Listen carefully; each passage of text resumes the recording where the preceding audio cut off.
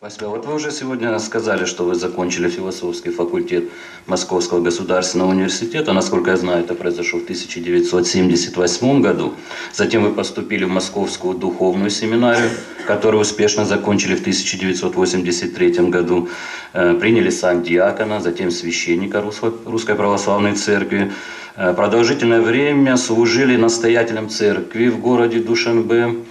Затем в 1993 году закончили Академию Министерства иностранных дел Российской Федерации, защитили кандидатскую диссертацию по политическим наукам. В начале 90-х вы народный депутат Российской Федерации, председатель Комитета Верховного Совета Российской Федерации по свободу совести, соавтор закона в 90-м году, который был принят о свободе вероисповедания.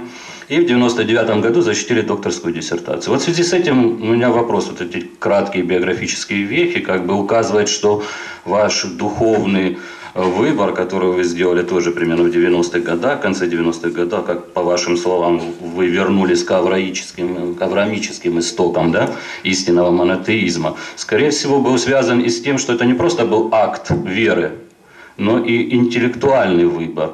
Вот повлияли ваши вот эти институты, ваше образование, ваш жизненный опыт на выборы? Ну, безусловно, это все взаимосвязано, но я хотел бы подчеркнуть, тем более здесь, в этой аудитории, что принятие мной ислама после того, как я был православным, имеет свои причины не любовь и тем более ненависть к православию, а наоборот любовь к исламу. Вот, то, что я и все мусульмане, мы все почитаем и признаем, что Тора ниспослана Всевышним, Евангелие ниспослано Всевышним, все пророки Израиля и псалтири тоже ниспосланы Всевышним. Поэтому мы не отрицаем, не порицаем, тем более эти книги, вот, и да, не критикуем их, а наоборот признаем. Но мы единственно признаем еще, что после этого был еще ниспослан и славный Коран.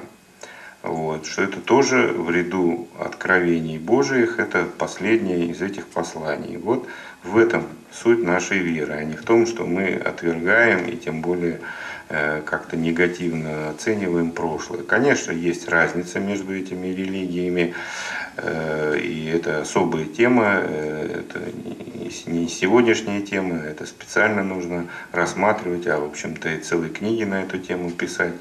Есть разница между этими религиями, безусловно, но эта разница, она не должна быть конфликтной, да? Она должна быть на человеческом уровне дружелюбной, так чтобы мы все могли спокойно дискутировать о Боге, там, о Его свойствах, да, о том, как Он себя явил миру. Да. Если нам интересно, мы можем это за чашкой чая, в мирной обстановке, улыбаясь друг другу, не говоря друг другу никаких гадостей, вот, и тем более там, не швыряя там, ботинками, вот, можем это обсуждать. Поэтому вот этот момент я бы хотел особенно подчеркнуть. Поэтому мое решение связано с тем, что я считаю, что Коран является последним посланием Всевышнего в цепи вот этих божественных посланий.